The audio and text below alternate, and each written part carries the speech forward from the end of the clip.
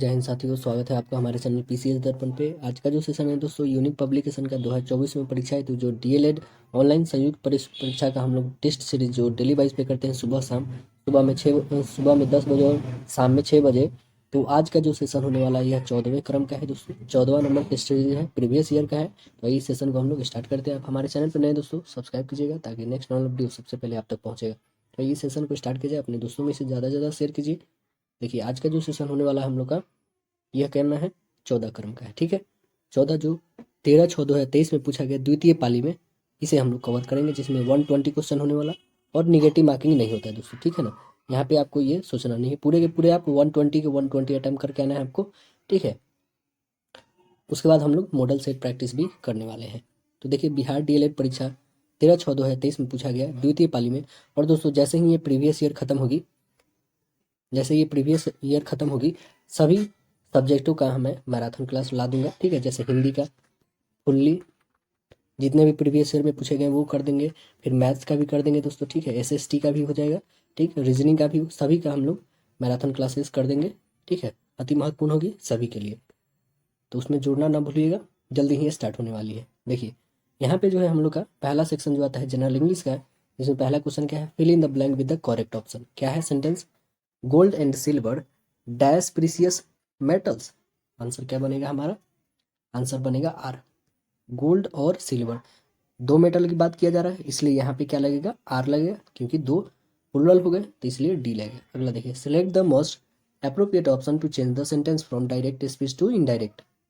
क्या है हमारा सेंटेंस, देखिए सेंटेंस हमारा है कि Shiva is very kind to animals said Leena.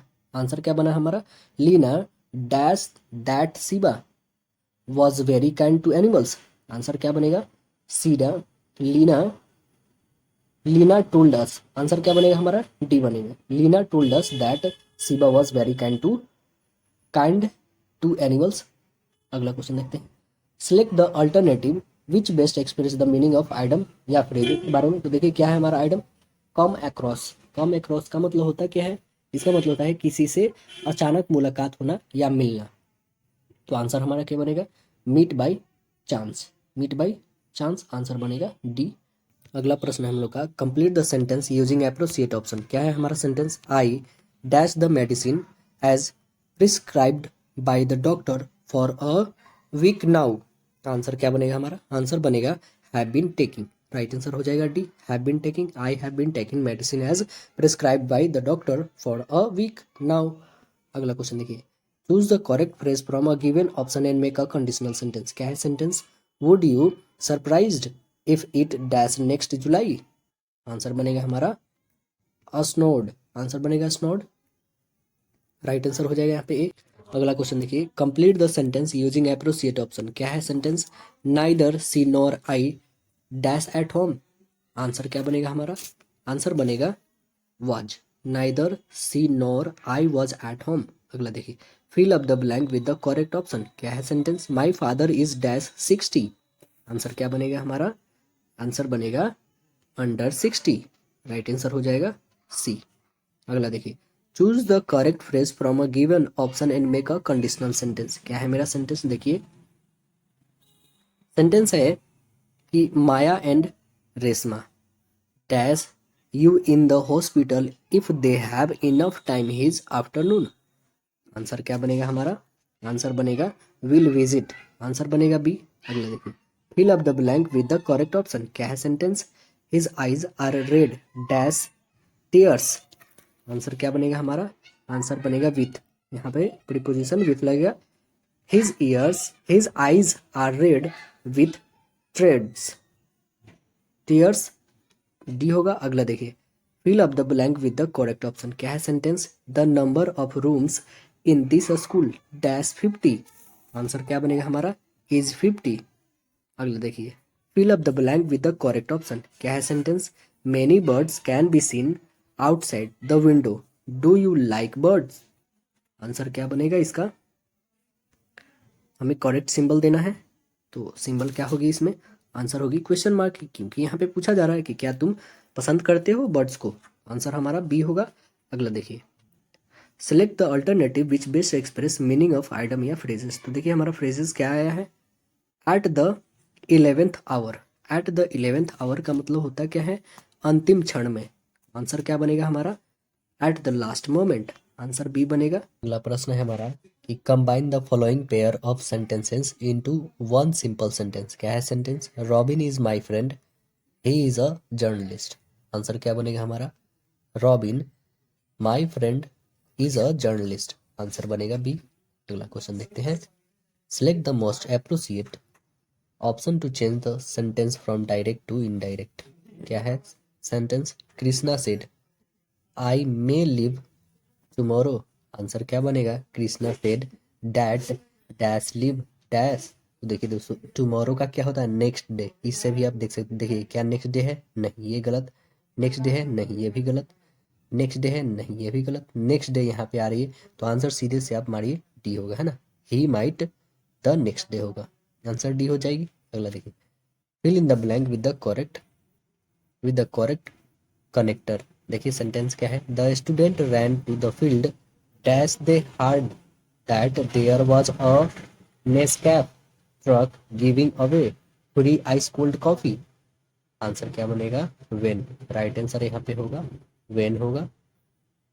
अगला देखिए कि pick out the non finite verb in a given sentence. क्या है sentence, the frightened boy jumped over the wall. Answer क्या बनेगा, राइट आंसर हो जाएगा हम लोग का फ्राइटेंड हो जाएगा, आंसर बनेगा। अगला क्वेश्चन देखते हैं, select the alternative which best express the meaning of the item या फ्रेज। तो आइटम क्या है हमारा, cook and bull story. Cook and bull story का मतलब होता है क्या है दोस्तों, मनगढ़ंत कहानी या झूठी कहानी या काल्पनिक कहानी। आंसर क्या बनेगा हमारा, आंसर बनेगा अ फैंसीफुल या फिर अनलाइकली स्टोरी। राइट आंसर बनेगा हमारा बी।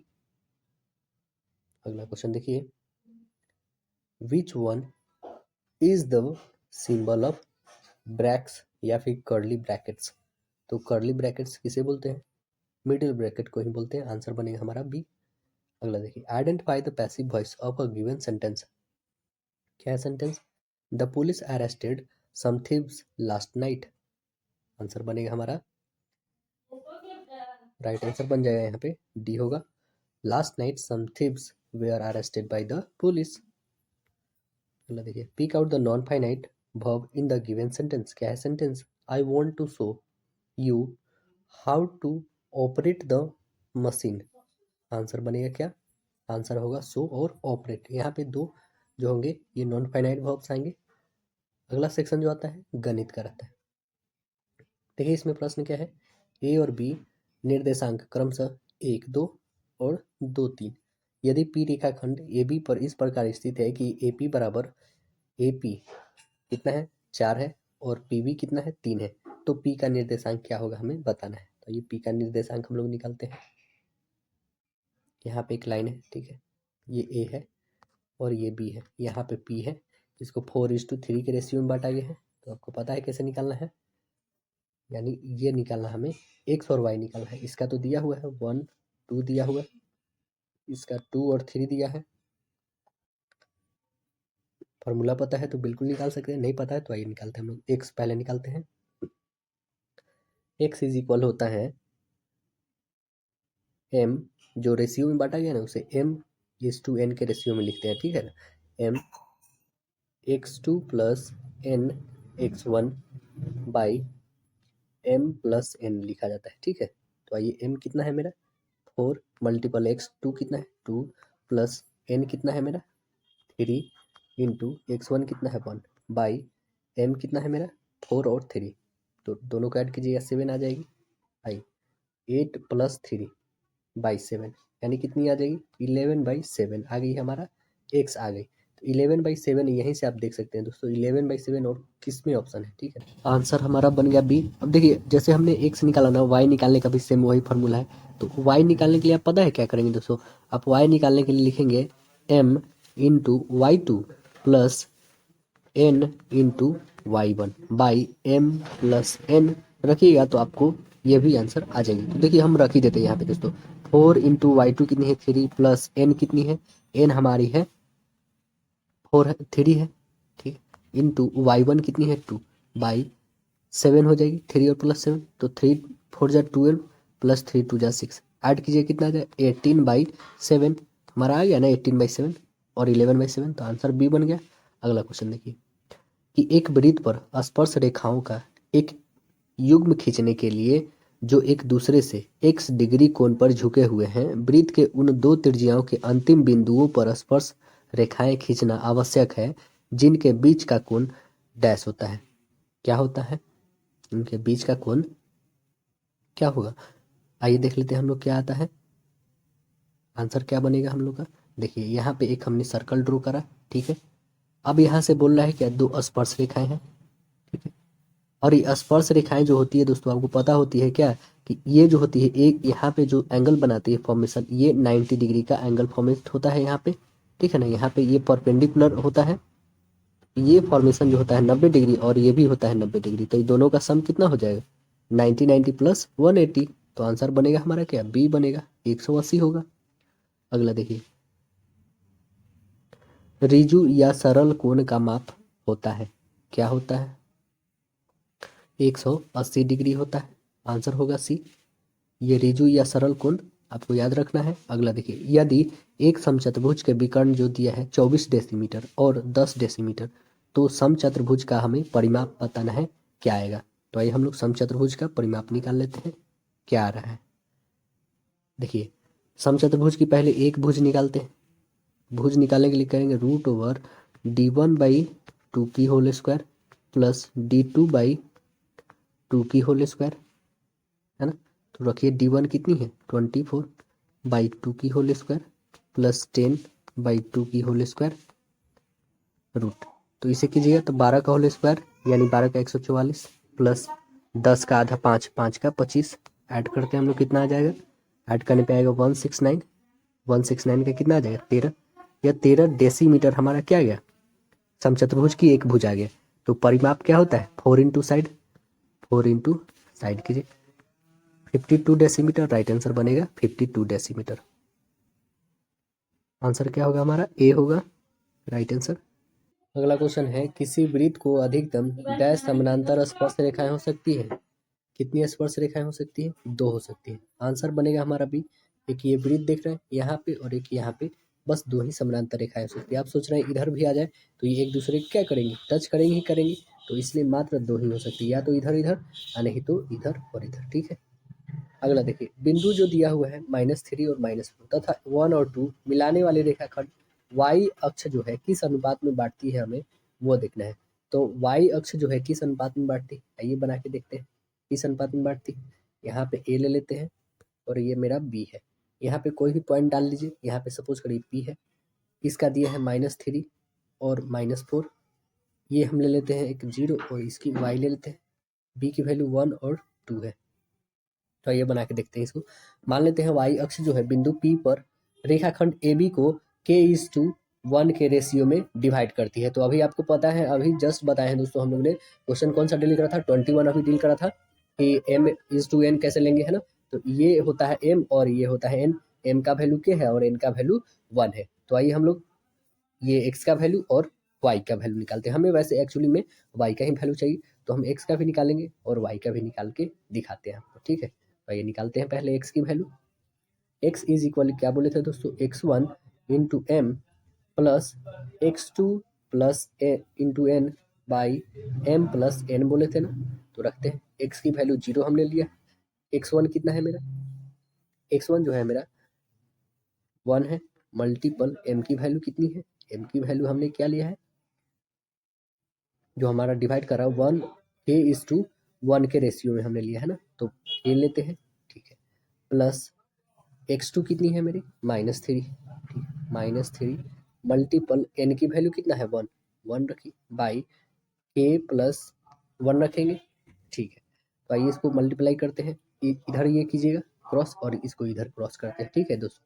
तो क्या आ जाएगी, यहाँ पे आ जाएगा आपके पास 0 इज इक्वल आ जाएगा k plus -3 by k plus 1 आ जाएगी, आएगी ना। अब इसको क्रॉस मल्टीप्लाई करते हैं हम, प्लस माइनस माइनस हो जाएगी, यहाँ पे माइनस ही रखते हैं।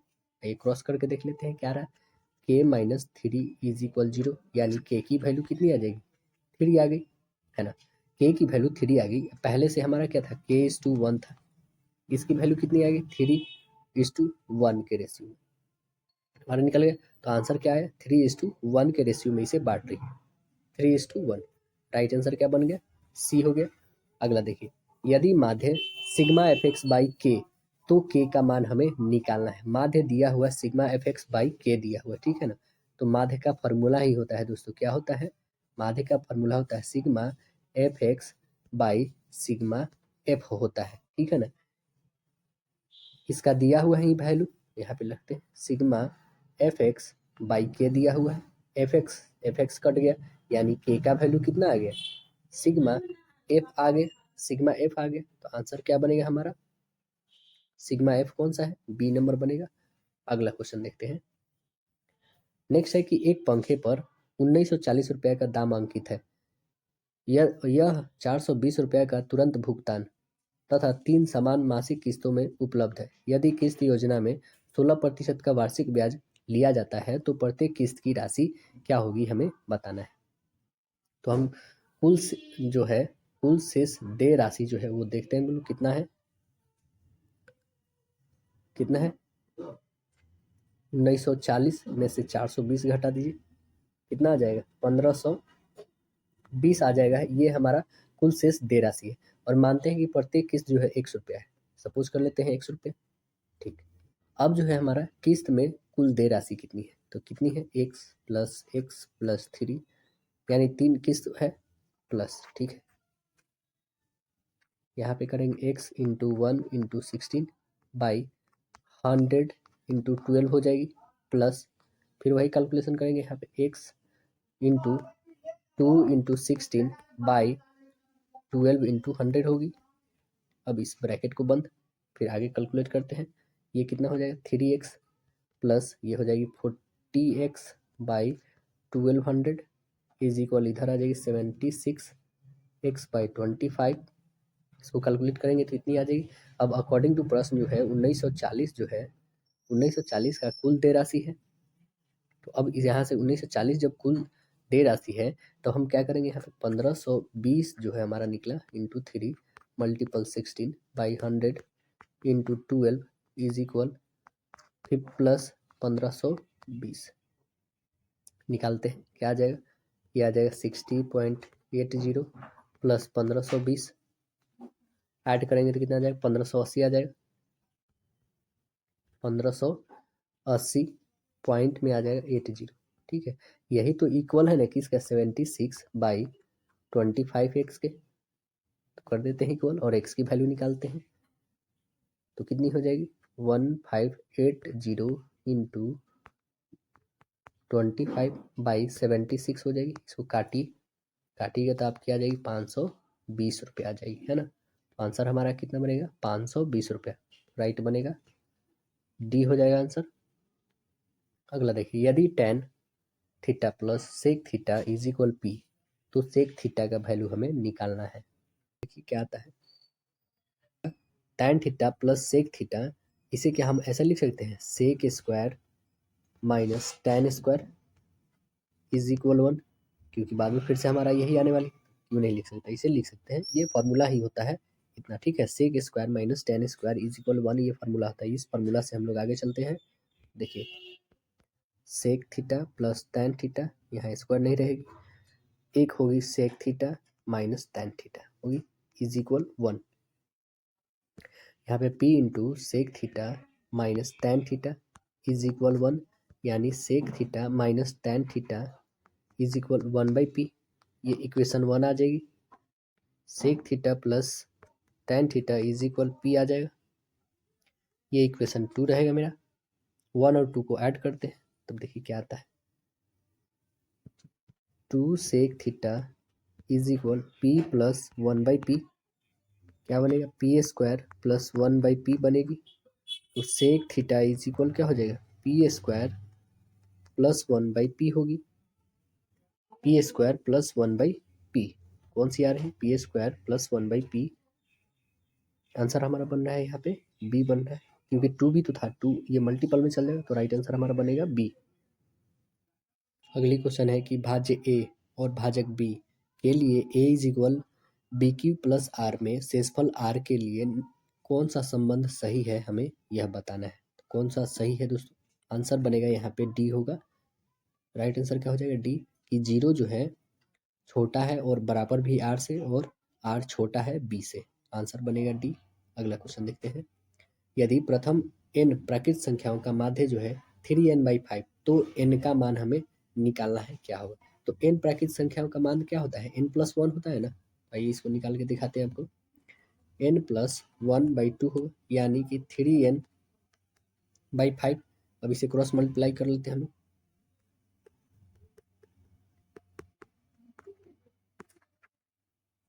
6n हो जाएगा, तो 5n और 6n घटा दीजिए,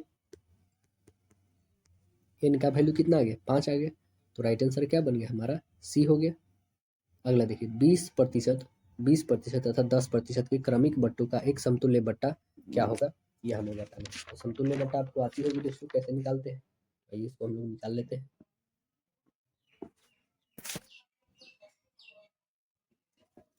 20 + 20 - 20 × 20/100, काटिए इसको, कितना आ जाएगा, 40 - 4 यानी 36%, ये आ गया। ठीक है, 36% तथा 10% का भी एकल बट्टा हम लोग निकालेंगे।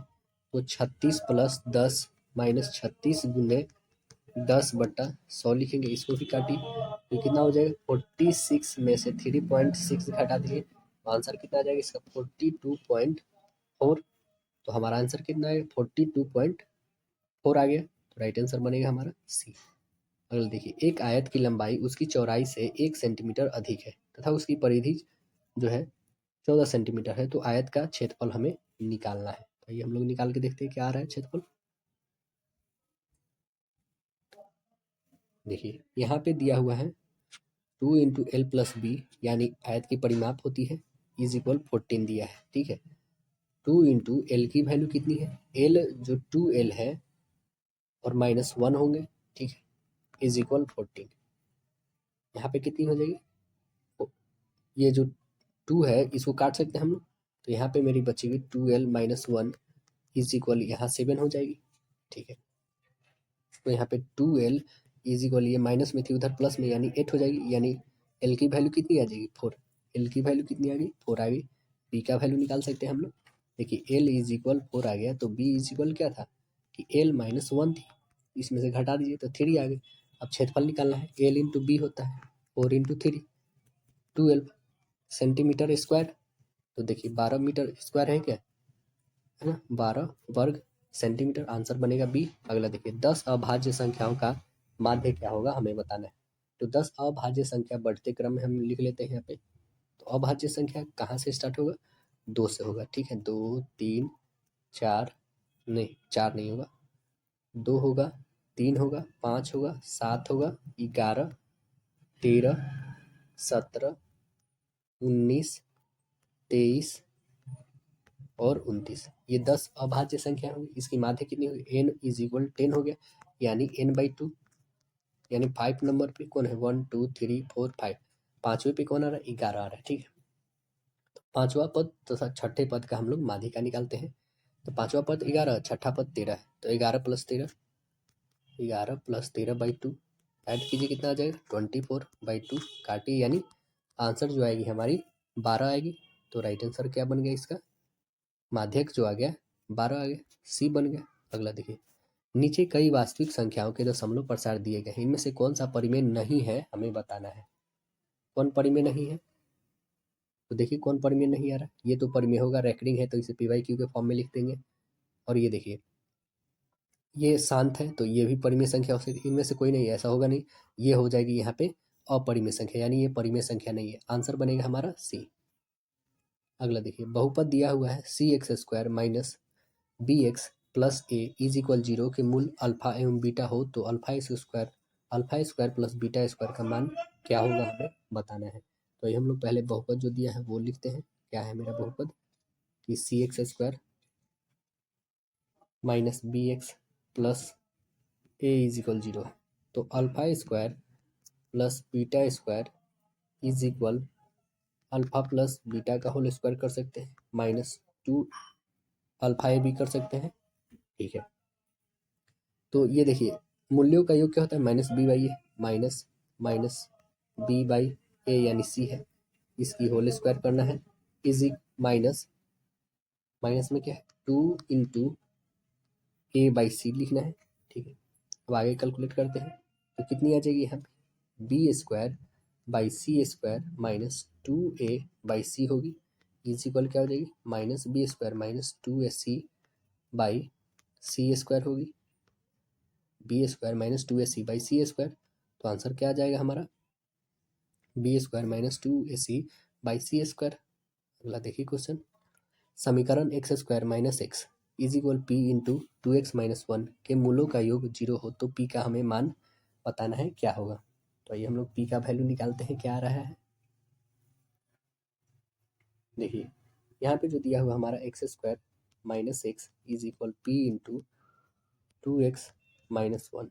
ठीक है, यहाँ पे x² - x -2px plus p हो जाएगी। नेक्स्ट बनेगा x² - x into 1 plus 2p plus p हो जाएगी। मूलों का योग क्या होता है -b/a को रखते हैं, क्या है -b/a -1 प्लस 2p है। ठीक, बाई 1 रहेगी क्योंकि a 1 है। अब देखिए तो कितना आ जाएगा 1 प्लस 2p बाई 1 हो जाएगी, इज इक्वल कितना है 0 है। तो p का वैल्यू निकालते हैं हम, 1 प्लस 2p इज इक्वल ये कितना हो जाएगा, ये भी इसमें मल्टीप्लाई करेंगे 0, यानी p का वैल्यू जो होगी -1/2 हो जाएगी। p का वैल्यू क्या आ जाएगा -1/2 आएगा। देखिए इतना आंसर है क्या -1/2। यस, राइट आंसर है ए। अगला देखिए समीकरण y का वैल्यू दिया हुआ है 5 - 6x और y इज इक्वल 29 हो तो x का हमें मान निकालना है। तो आइए रखते हैं हम y की वैल्यू 29 दिया हुआ है, रखते हैं y इज इक्वल 5 - 6x, यहाँ पे 29 5 - 6x। तो ये क्या करेंगे दोस्तों, इसको इधर घटा लेते हैं, कितना आ जाएगा 24 इज इक्वल -6x, घटाइए इससे काटिए 4 टाइम्स में x की वैल्यू जो आ गई कितनी आ गई, x की वैल्यू जो आ गई -4, क्योंकि इधर माइनस है इधर ला सकते हैं हम। तो आंसर क्या बन गया हमारा -4, राइट आंसर आ गया ए।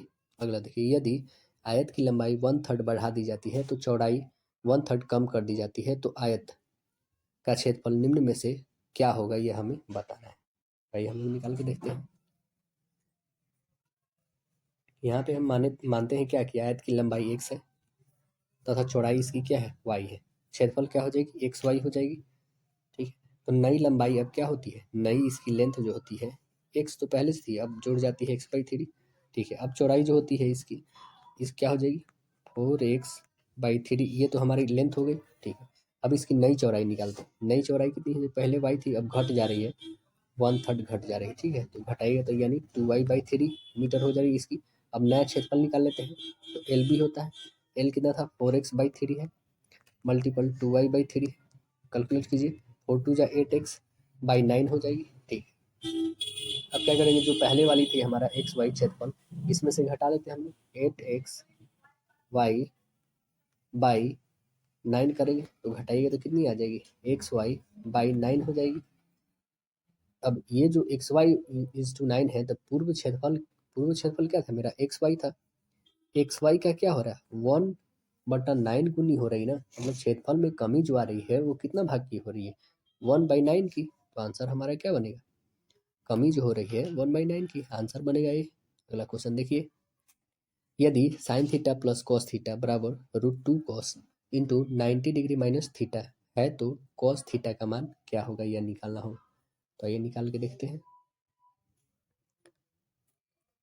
देखिए यहाँ पे sine theta plus cos theta is equal √2 cos theta minus 90 minus थीटा है।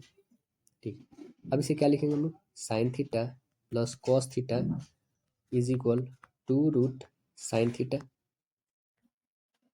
Cos theta is equal √2 - 1 into sine theta. यहाँ पे लिखेंगे cos theta by sine theta is equal √2 - 1 होगी। ठीक है, कॉस बाई साइन को हम लोग क्या कर देंगे, कॉट कर देंगे, तो ये हो जाएगा कॉट थीटा इज इक्वल √2 - 1 होगी।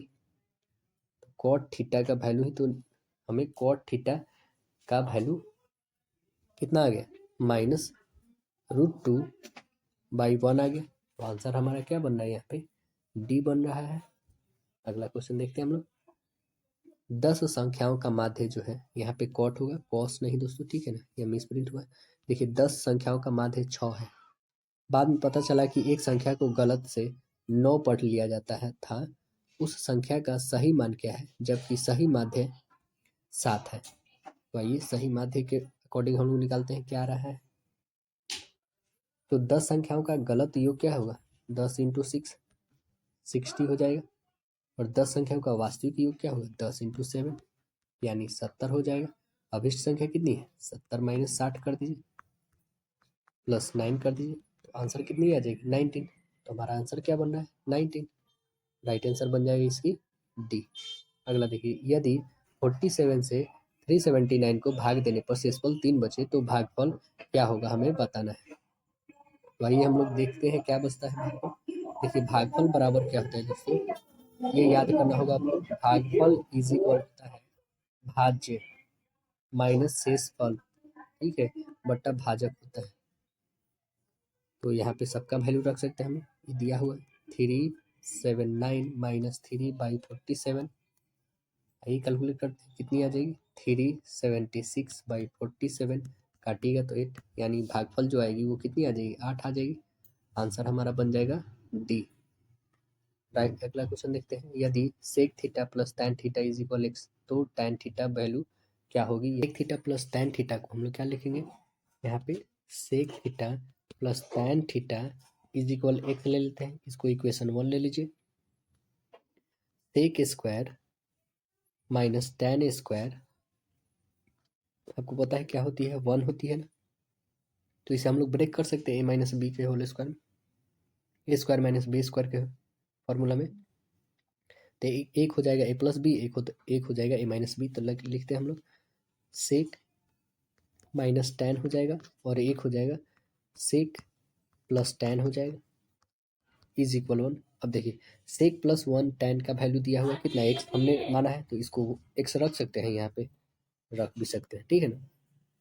तो आगे और देखते हैं हम लोग क्या कर सकते हैं यहाँ पे, कि sec theta minus tan theta is equal 1/, हम लोग इतना लिख सकते हैं ना, ये जो माइनस है अब इधर आ जाएगा, sec theta plus tan theta यहाँ पे आ जाएगा, ठीक। इसे हम आपको बोले हैं कि एक्स रख सकते हैं, एक्स भी रख सकते हैं। ये इक्वेशन 2 ले लेते हैं हम लोग, ठीक है। अब 1 में से 2 को घटाने पे क्या आ रहा है, तो देखिए 1 में से 2 को घटाइए तो 2 tan theta is equal x minus 1/x, घटाइए तो यहाँ पे tan theta is equal half of x square minus 1/x, ये होगी हमारी एलसीएम। तो बनाइएगा तो इसकी क्या हो जाएगी, x² - 1/2x हो जाएगी। तो x² - 1/2x कौन सी है, x² - 1/2x आ रही है, हमारा आंसर डी हो रहा है। अगला क्वेश्चन देखते हैं। यदि समीकरण युग्म जो दिया हुआ है kx - y is equal two तथा 6x - 2y इज इक्वल 3 के केवल एक हल हो तो k का हमें मान क्या होगा बताना है। देखिए इसका क्या आंसर आ रही है, हम लोग बनाते हैं। आपको पता होगा कि एक हल के लिए क्या लिखते हैं, a1/a2 डजंट इक्वल b1/b2 होता है। तो लिखिए इसका वैल्यू दिया हुआ है आपके पास, देयरफॉर k/6 डजंट इक्वल -1/2 होगी, है ना। क्रॉस मल्टीप्लाई कीजिए, 2k इज इक्वल 6 हो जाएगी यहाँ पे, ठीक है। काटिए इसको 3, यानी k का वैल्यू कितना आया, 3 आ गया। k का वैल्यू डजंट इक्वल 3, तो आंसर हमारा क्या बना है यहाँ पे, बी। अगला देखिए, यदि अल्फा बीटा द्विघात समीकरण x² + bx + c is equal 0 के मूल हो, तब x² + bx + c 0 के गुणनखंड क्या होंगे, ये हमें बताना है। तो ये हम लोग इसको निकाल के देखते हैं क्या आ रहा है। यहाँ पे जो भी हमारा दिया हुआ है वो लिखते हैं, क्या है, x² + bx plus C is equal 0 है। A X square plus B A X plus C by A होगी इज इक्वल 0 होता है। ये इक्वेशन 1 ले लेते हैं हम लोग, ठीक। Alpha plus beta is equal minus B by A, ठीक है। B by A is equal minus alpha plus beta होगी। तब क्या करेंगे हम लोग कि alpha into beta C by A, ये समीकरण का मान जो है 1 में देने पर तो क्या आ जाएगा, समीकरण 1 में देंगे हम लोग तो बनेगा ये A into X square minus alpha plus beta X plus alpha into beta is equal X बनेगा। तब क्या बनेगा, ए यहाँ पे X minus beta X minus alpha is equal 0। यहाँ पे बनेगा A X minus alpha into X minus beta is equal 0 होगा। तो आंसर क्या आ रहा है हमारा, आंसर जो आ रहा है हमारा डी हो रहा है, A into X minus alpha into X minus beta. अब अगला क्वेश्चन जो आता है हम लोग का, अगला सेक्शन जो है विज्ञान है। देखिए विज्ञान में क्वेश्चन क्या है, निम्न में कौन जैव अविधारित है, कौन जैव अविधारित है। आंसर बनेगा हमारा सी, डी है। निम्नांकित में से डैश में सबसे कम ऊर्जा वाले कण होते हैं। किसमें सबसे कम ऊर्जा वाले कण होते हैं, देखिए किसमें होते हैं, ठोस में सबसे कम होते हैं। आंसर डी बनेगा। किसी वस्तु का वजन हवा में 10 न्यूटन है। जब उस वस्तु को किसी द्रव में पूरी तरह डुबाया जाता है तो उसका वजन 8 न्यूटन रहता है। उस वस्तु के द्वारा हटाया गया द्रव का वजन कितना होगा, हमें बताना है। कितना वजन होगा, तो 10 में से 8 घटा दीजिए, 2 न्यूटन। आंसर बनेगा डी। अगला देखिए, आप आधुनिक आवर्त सारणी में इलेक्ट्रॉनिक्स विन्यास 2 और 8 वाले तत्व को कहाँ ढूंढेंगे, कहाँ पे ढूंढेंगे, तो आंसर बनेगा बी, समूह 18 में। चालक का प्रतिरोध निर्भर नहीं करता है, किस पे निर्भर नहीं करता है, तो आर्द्रता संवाहक पर निर्भर नहीं करता है। आंसर बनेगा सी। पोलियो उत्पन्न करने वाला विषाणु कौन है, कौन है, यह है एकल स्टैंडर्ड वाला आरएनए वायरस। आंसर ये होगा। माइटोकॉन्ड्रिया किसका स्थल है, माइटोकॉन्ड्रिया जो है किसका स्थल है, एरोबिक श्वसन का है। आंसर बनेगा डी। अगला देखिए, परमाणु के बाह्यतम कक्षा में उपस्थित इलेक्ट्रॉन की संख्या क्या होती है, संयोजी इलेक्ट्रॉन होती है। आंसर बी बनेगा। किंगडम प्लानिट यानी पादप जगत में शामिल कौन है, कौन शामिल है, ये सभी हैं। कौन कौन है, टेरिडोफाइटा और जिम्नोस्पर्म, शैवाल और ब्रायोफाइटा और एंजियोस्पर्म। अगला देखिए, किसी अंतरिक्ष यात्री को आकाश कैसा दिखाई प्रतीत होता है, कैसा दिखाई देता है, काला। विद्युत का अच्छा चालक कौन है, विद्युत का अच्छा चालक चांदी है। अगला देखिए, स्रोत उत्पन्न के आधार पर संसाधनों के कितने भागों में बांटा गया है, 2 भागों में बांटा गया है, जैविक और अजैविक। अगला देखिए, निम्नलिखित में कौन गर्भ निरोधक है, गर्भ निरोधक कौन है, ये सभी है, कॉन्डम, डायफ्राम और कॉपर टी। आंसर बनेगा ए। अंडा देने वाला स्तनपायी है, कौन है, आंसर बनेगा डी, बत्तख, बिल प्लेटिपस। अगला देखिए, निम्नलिखित में कौन सा ग्राफ किसी वस्तु के विराम अवस्था को प्रदर्शित करेगा, कौन करेगा, तो देखिए यहाँ पे ग्राफ, क्या ये करेगा, बिल्कुल नहीं, क्या ये नहीं, और ये पैरेलल है, बिल्कुल करेगी। तो आंसर हमारा बनेगा सी। अगला क्वेश्चन देखिए, किसी गतिमान वस्तु का जड़त्व निर्भर करता है, किस पे निर्भर करता है, उस वस्तु के द्रव्यमान पे करता है। आंसर बनेगा बी। अगला क्वेश्चन देखिए, अम्लराज क्या है, अम्लराज क्या है, अम्लराज सांद्रता HNO3 और HCl है। आंसर बनेगा सी। अगला क्वेश्चन देखिए, प्रथम पृथ्वी सम्मेलन का आयोजन कब किया गया, 1992 में। आंसर बी बनेगा। निम्नलिखित में से कौन जीवाणु यानी फलियां की जोड़ों से संबंधित है, कौन संबंधित है, तो राइजोबियम। आंसर बनेगा हमारा डी, राइजोबियम। नीचे दिए हुए समीकरण किस प्रकार की अभिक्रिया है, यह हमें बताना है। तो यहाँ पे देखिए, PbNO3 का होल ट्वाइस प्लस 2Ki है, और इससे बन रहा है क्या, PbI2 प्लस 2KNO3 बन रहा है। तो ये क्या है दोस्तों, यह जो है द्विविस्थापन है। आंसर बनेगा डी, द्विविस्थापन। अगला देखिए सामाजिक अध्ययन है। निम्नलिखित में से कौन सा एक अधात्विक खनिज है? अधात्विक खनिज कौन है? चूना पत्थर। अगला देखिए भारत में कोयला का सर्वप्रमुख उत्पादन राज्य कौन है? झारखंड है। आंसर बनेगा ए झारखंड। अगला देखिए मानचित्र में नीले रंग किस भाग को दिखाया जाता है? जल को दिखाया जाता है नीले में। आंसर बनेगा सी। निम्नलिखित में कौन सा कथन सही नहीं है? कौन सही नहीं है? तो आंसर हमारा बनेगा डी, इसमें सही नहीं है। मतलब भारत जो है विश्व में सब्जी का सबसे बड़ा उत्पादक। आंसर ये डी गलत होगा। सबसे ज्यादा उत्पादक कौन है? चीन है। कौन सा कदम लोकतांत्रिक सुधार का सूचक है? कौन है? पंचायती राज। आंसर बी बनेगा। वास्को डिगामा कहाँ का यात्री था? पुर्तगाल का यात्री था। आंसर बनेगा ये।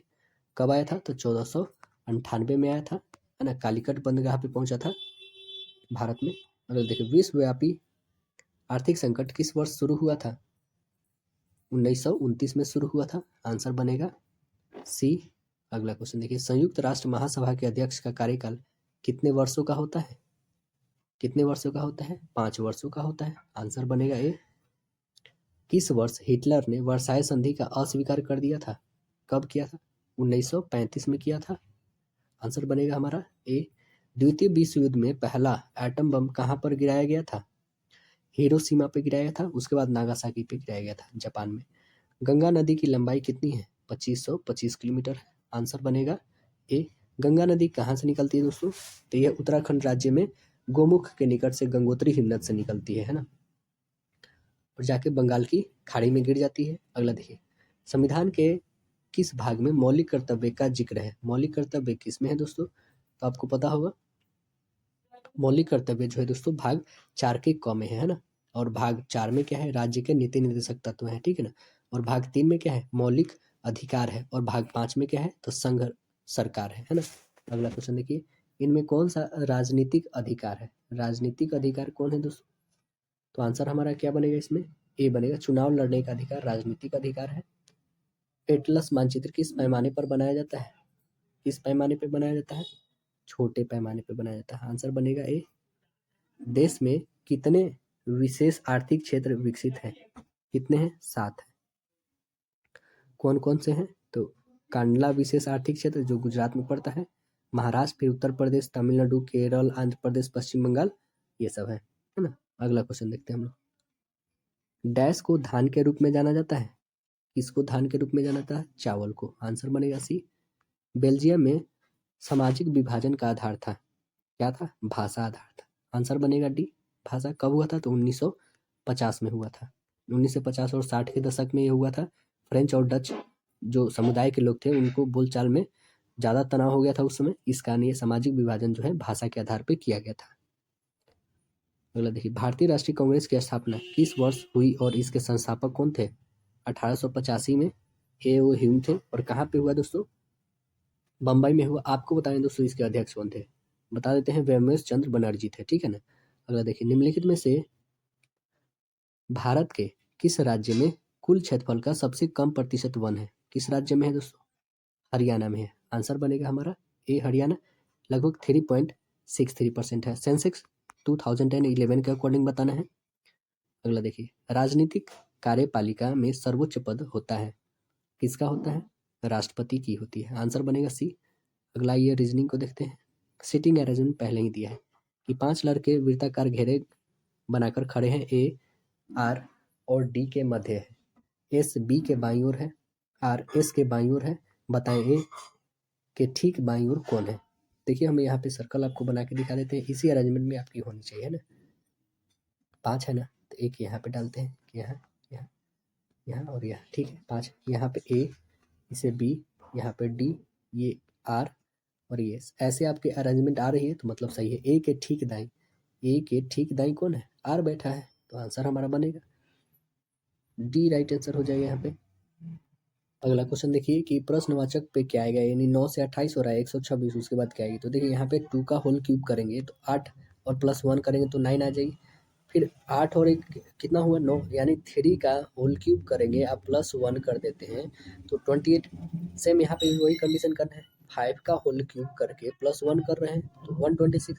फिर हम लोग 6 का होल क्यूब करके +1 कर देंगे तो आंसर हमारे कितनी आ जाएगी? कितना आ जाएगा दोस्तों? हमारा आंसर आ जाएगा 216। अगला देखिए 217 आ जाएगी। ये संख्या क्या आएगी ये हमें बताना है, ठीक है। तो देखिए यहाँ पे क्या हो रही है, 544 से 9 घट रहा है यानी, है ना। तो कितना का इंक्रीजमेंट हो रहा है, 35 35, सभी में 35 35 घट रहा है। तो इसमें घटाइएगा कितना हो जाएगा, 35 घटाइएगा तो 404 आ जाएगी। आंसर बी बनेगा। देखिए अगली संख्या अक्षर कौन सी आएगी ये हमें बताना है। तो देखिए हम लोग क्या लाते हैं अगली अक्षर। ये देखिए ए से सी गया है, 2 बढ़ा है, एच से के गया है तो 8 से 3 गया है। देखिए यहाँ पे 2 बढ़ा, यहाँ पे 3 बढ़ा, आर 18 पे होता है ये 22 4। देखिए सब एक एक बढ़ रहा है एक्स्ट्रा, है ना। यहाँ से सी से क्या हुआ, ये हुआ 2 बढ़ा, फिर यहाँ से 11 से 3, फिर यहाँ से 14 से 26, सब क्या हो रहा है दोस्तों, 2 2 और 2 3 4 ऐसे बढ़ रहे हैं, 2 3 और 4 ऐसे बढ़ रहे हैं। तो इसमें भी 2 3 4 बढ़ाइए, इसमें 2 बढ़ाइएगा तो 5 2 7 यानी जी से स्टार्ट होना चाहिए। और इसमें 3 14 3 17 यानी क्यू होना चाहिए। और ये 26 4 तो होना चाहिए आपके डी होना चाहिए, है ना। तो कौन सा आंसर आ रहा है हमारा, डी आ रहा है, राइट आंसर बनेगा डी। अगला देखिए, एक शहर है ABC, 2 बस टिकट ए और बी के लिए 2 बस टिकट और शहर ए से सी के लिए 3 टिकट की कीमत 77 रुपये है। लेकिन शहर ए से बी 3 टिकट और शहर ए से सी 2 टिकट की कीमत 73 रुपये है। तो ए से शहर बी और सी के लिए किराया क्या है ये हमें बताना है। तो आइए हम लोग इसको निकाल के देखते हैं कितनी आ रही है। ये पूरी इक्वेशन पे अकॉर्डिंग है। देखिए इसका कितना आ जाएगा, सॉल्व करके देखते हैं हम लोग। 2AB लीजिए प्लस 3AC है इज इक्वल 77 गुने 3 हो जाएगी। तो 3AB plus 2AC is equal 73 गुने 2 हो जाएगी। तो 6AB plus 9AC is equal to 31 होगी। 6AB plus 4AC is equal 146 हो जाएगी। अब यहाँ पे इक्वेशन ले सकते हैं, ये 1 और ये 2 है तो 1 और 2 को हमने यहाँ पे रख दिया, ठीक है, कैलकुलेट करके। अब जो है माइनस कर देते हैं, माइनस कीजिए तो ये कैंसिल हो जाएगा। 9 में से 4 गया तो 5 लिखिए। 5AC इज इक्वल यहाँ पे आ जाएगी 85, काटिए इसको। AC इज इक्वल 17, AC का कितना रुपया आ रहा है 17 रुपया, ठीक है। देयरफॉर 2AB प्लस 3 इंटू 17 तो कितनी आ जाएगी हमारी 77 आ रही है, ठीक है। तो AB इज इक्वल कितना लिखेंगे 77 माइनस 51/2 यानी 26/2 यानी 13 रुपया। ए से बी और सी का किराया 13 रुपया और 17 रुपया है। आंसर क्या बनेगा 13 और 17। देखिए कौन सी आंसर आ रही है, सी। अगला देखिए, एक कतार में अमृता जो है आगे से 10 जबकि मुकुल पीछे से 25 और ममता दोनों के ठीक बीच में है। यदि कतार में 50 व्यक्ति हैं तो ममता आगे से कितने स्थान पे है ये हमें बताना है। तो कितने स्थान पे आ जाएगी, देखिए यहाँ पे हम बना के देखते हैं कितनी स्थान पे आ जाएगी। मम जो है यहाँ पे आपको दिखा दे, अमृता जो है 10वें स्थान पे, मुकुल जो है 25वें स्थान पे, ठीक है। बीच में ममता है, ठीक है, ममता है बीच में। अमृता और मुकुल के बीच कुल व्यक्तियों की संख्या है टोटल 50 माइनस 25 प्लस 10 करेंगे तो कितनी आ जाएगी 15 आएगी, ठीक है। ममता के आगे से स्थान क्या हो जाएगा, ये हो जाएगा 10 प्लस 15 माइनस 1/2 होगा, प्लस 1 होगा ना। तो यहाँ पे 10 प्लस 7 प्लस 1 हो गई यानी कितना आ गया 18वां। राइट आंसर क्या बनेगा इसका 18वां। किस स्थान पे होगा 18वें पे। यदि पंक्ति में 45 पेड़ है, नींबू के पेड़ दाएं छोर से 20वां, नींबू के पेड़ का बाएं छोर से क्या क्रम है ये हमें बताना है। तो सीधे यहाँ पे करना दीजिए, 45 में से 20 प्लस 1 कर लीजिए तो आंसर कितनी आ जाएगी 26वां। राइट आंसर हमारा बी दिख रहा है यहाँ पे, बी हो जाएगा। अगला देखिए, अगली संख्या क्या आएगी, 4 से 9 से 17 से 35 तो अगली संख्या क्या आएगी हमें। तो 4 2 8 प्लस 1 करेंगे तो 9, ठीक है। 9 को 2 से मल्टीप्लाई कीजिए, माइनस 1 कीजिए 17, फिर 17 को 2 से मल्टीप्लाई करते हैं प्लस 1 करते हैं। तो अगली जो संख्या है ये हमारे इसमें 2 से मल्टीप्लाई करेंगे और माइनस 1 करेंगे तभी ना। 35 दूना 70 में से 1 घटा दीजिए यानी 69, आंसर बनेगा ए। अगला देखिए, खेल हॉकी टेनिस के बीच संबंध हमें बताना है। तो ये खेल ही के अंतर्गत तो दोनों आते हैं, है ना। तो कौन सा बनेगा हमारा बनेगा राइट आंसर डी, क्योंकि ये खेल है, ये टेनिस और ये हॉकी है। अगला देखिए, वर्णमाला में दाएं से 8वें और तथा 22वें अक्षर के मध्य में कौन अक्षर आएगी, ये हमें बताना है। तो देखिए यहाँ पे बना देते हैं आपको, 8 और 22वें बोला है ना, 8 + 22/2 कर दीजिए, 30/2 यानी कौन सी आएगी, 15वां। राइट आंसर क्या बनेगा, 15 पे ओ आता है, 15वें पे क्या आता है, 15वां दाएं से क्या होगा, दाएं से जो है 15वां दाएं से, अतः दाएं से जो है 15वां अक्षर कौन सा आएगा, दाएं से हमें, क्योंकि बाएं से दोस्तों देखा जाए हम लोग तो 15वां अक्षर जो आता है ओ आता है, लेकिन इधर दाएं से देखेंगे हम लोग तो क्या आएगी, एल आएगी, है ना, 15वां अक्षर। आंसर बनेगा ए। अगला देखिए, सामान्य हिंदी आता है, इसमें देखिए, ना खुदा ही मिला ना विशाले सनम, ना इधर के रहे ना उधर के रहे, इस पंक्ति में कौन सी अलंकार है, विरोधाभास अलंकार है। अगला देखिए, काम का ना काज का दुश्मन अनाज का, लोकतियों का अर्थ क्या होगा, इसका अर्थ होगा दूसरों पर बोझ बनकर रहना। आंसर बी बनेगा। सर्वप्रथम रस का उल्लेख किस ग्रंथ में मिलता है, किस ग्रंथ में मिलता है, नाट्य शास्त्र में मिलता है। आंसर बी बनेगा, लगभग 300 ईसा पूर्व पहले। अगला देखिए, वीर तुम बढ़े चलो धीर तुम बढ़े चलो, उपयुक्त में कौन सी काव्य गुण है, कौन सा काव्य गुण है, ओज गुण है। आंसर बनेगा ए, ओज गुण। अगला देखिए, सिर दर्द शब्द में समास बताना है हमें, कौन सी समास है इसमें, तत्पुरुष समास है। आंसर बनेगा ए। यशोधरा का संधि विच्छेद हमें करना है, यशोधरा का क्या होगा दोस्तों, यशः जोड़ धरा। आंसर बनेगा बी। अगला देखिए, इनमें कौन सा वाक्य अशुद्ध है, यह हमें बताना है। अशुद्ध कौन सा वाक्य है, गुरु यह तो सरासर अन्याय है, ये यहाँ पे अशुद्ध है, तो यानी शुद्ध क्या होना चाहिए, गुरुदेव, और उस पर एक्सक्लामेटरी मार्क्स लगना चाहिए, यह तो सरासर अन्याय है, ये होनी चाहिए, है ना, यहाँ पे एक्सक्लामेटरी। अगला क्वेश्चन देखिए, कहती हुई तो कहती हुई यूं उतरा के नेत्र जल से भर गए, हिम के कणों से पूर्ण मानो हो गए पंकज नए, इस पंक्ति में कौन सी अलंकार है, उत्प्रेक्षा अलंकार है। अगला देखिए, औषधि शब्द क्या है, औषधि शब्द बताना है, ये कैसी शब्द है दोस्तों, यह जो है तत्सम शब्द है। आंसर बनेगा ये।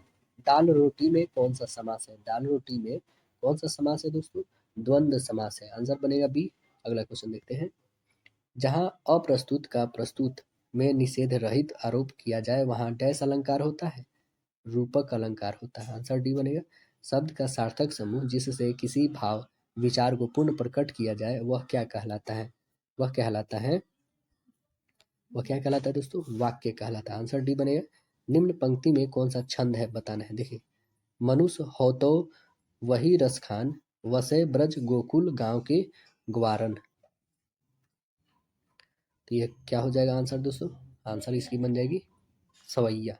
अगला देखिए, प्रेम अतिथि है खरा द्वार पर हृदय कपाट खोल दो तुम, में अलंकार कौन सी है, इसमें अलंकार है रूपक अलंकार। आंसर क्या बनेगा हमारा, ए बनेगा। अगला देखिए, शब्द और अर्थ के बीच संबंध को हमें बताना है, तो बोधक बोध्य होगा यहाँ पे, बोधक बोध। आंसर ए बनेगा। निम्नलिखित में कौन सा वाक्य शुद्ध है हमें बताना है, मैं गाने का अभ्यास करता हूँ। आंसर बनेगा यहाँ पे सी। अगला देखिए, वाच्य के प्रयोग में सबसे ज्यादा किसका प्रयोग होता है, किसका प्रयोग होता है, क्रिया का। आंसर बनेगा ये।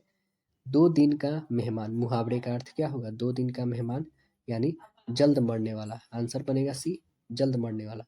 रचना की दृष्टि से वाक्य के कितने भेद होते हैं, वाक्य के 3 भेद होते हैं। कौन कौन होता है दोस्तों, सरल, संयुक्त और मिश्र।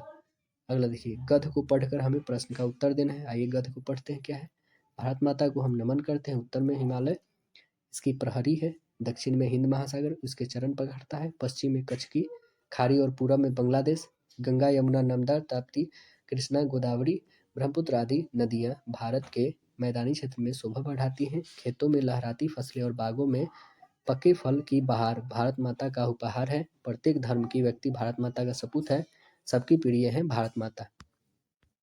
भारत माता के सपूत किसे कहा गया है, किसे कहा गया, सभी धर्म के लोगों को। आंसर बनेगा हमारा यहाँ पे बी हो जाएगा। अगला क्वेश्चन देखिए, वह जीत ही वह जीता ही मरा देश का प्रेम न जिसे भरा, इस पंक्ति में कौन सा अलंकार है, कौन सा अलंकार है, विरोधाभास अलंकार है। आंसर डी होगा।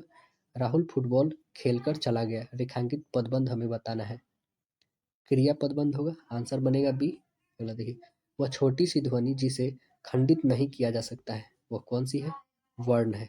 अगला देखिए, नाटे कद के व्यक्ति को देखकर राहुल ने कहा, ऊंट आ रहा है। इस वाक्य में शब्द शक्ति क्या है? इसमें शब्द शक्ति क्या है? तो आंसर इसका बनेगा सी हो जाएगा। क्या बनेगा? व्यंजना। अगला देखिए, हमारे हरिल की लकड़ी में कौन सा अलंकार है? इसमें कौन सी अलंकार है? तो इसमें रूपक अलंकार है। राइट आंसर हो जाएगा डी। आशा है दोस्तों वीडियो पसंद आएगा, अपने दोस्तों में शेयर कीजिए, इसे ज़्यादा से ज़्यादा लाइक कीजिए। फिर मिलते हैं अगले सेशन में, जब तक के लिए धन्यवाद।